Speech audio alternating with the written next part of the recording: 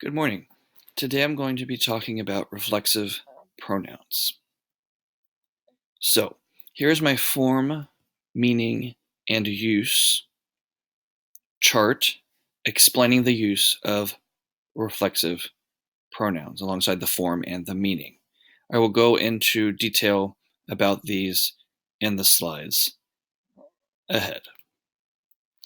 So first up, I want to talk about the form. So reflexive pronouns have a direct correspondence to specific subjects and aren't interchangeable.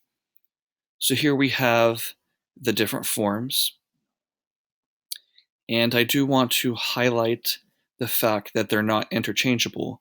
So here I have two examples. I taught himself French. That doesn't make any sense because there is not agreement between the I and the himself. For this to be accurate, it would need to be I taught myself French. And then another good example would be I made myself tea. So you is always yourself, he, himself, she, herself, it, itself, we, ourselves, they, themselves, one, and oneself. Secondly, with the form, it can follow a preposition, a verb, or come at the end of the sentence. Here are three examples in the same order that I just stated. She thinks to herself in French quite often. We wake ourselves up. Write your paper yourself. So all of these have they're not all linked to verbs, even though they are linked to reflexive verbs, but that's not the only use of it. Meaning. So I selected several semantic agents that are linked to reflexive pronouns. So the first one is the semantic agent of patient. She hurt herself playing soccer. This is a necessary component of this sentence because she hurt playing soccer does not make sense. The herself emphasizes who got hurt. The semantic agent of experiencer. I disappoint myself when I get too many questions wrong. Again, this is necessary with an emotion. It says who is experiencing the disappointment because without it, I disappoint when I get too many questions wrong. Ambiguous. The meaning goes away. He knows himself better than anyone else does. Again, with a cognitive verb, reflexive pronouns are often used. Without it, he knows better than anyone else does. What does he know? That's not stated in the sentence, so this provides details. Do we remember ourselves from when we were really young? Again, necessary. Who's doing the experiencing of remembering ourselves? Recipient, they gave themselves a break after studying for 5 hours. So who do they give a break to? Themselves.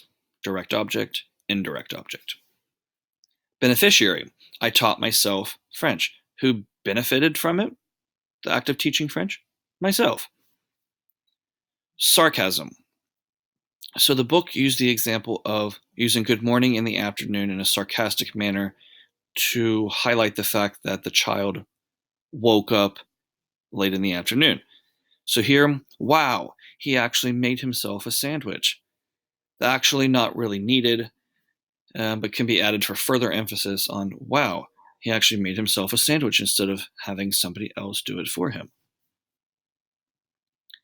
So quickly, to compare and contrast to why the reflexive pronoun is necessary, I taught French.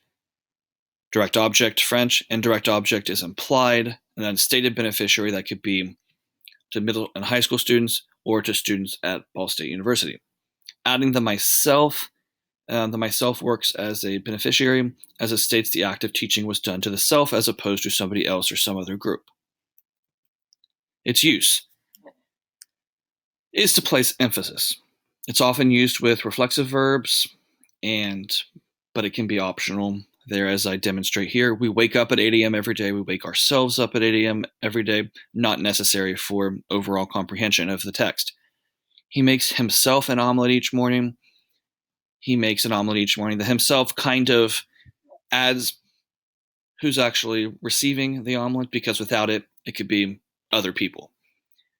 Comparison and contrast to emphasize who's receiving the action. She made herself a sandwich and made her mother some pasta. You woke yourself up on Saturday 8 a.m., but your dad woke you up on Sunday. To make a directive crystal clear, making it clear who is doing the action. You will write your paper yourself, not with the help of others, just you and your skills. We are going to clean our rooms ourselves. Not really necessary, but it implies they're going to do it as opposed to hiring somebody else to do it for them. Another example, to himself, he thought of all the good times he had at his old school. So here we go. I went over the form, meaning, and use of reflexive pronouns. I hope that you learned something from this. Thank you guys for watching, and have a good rest of your day and weekend.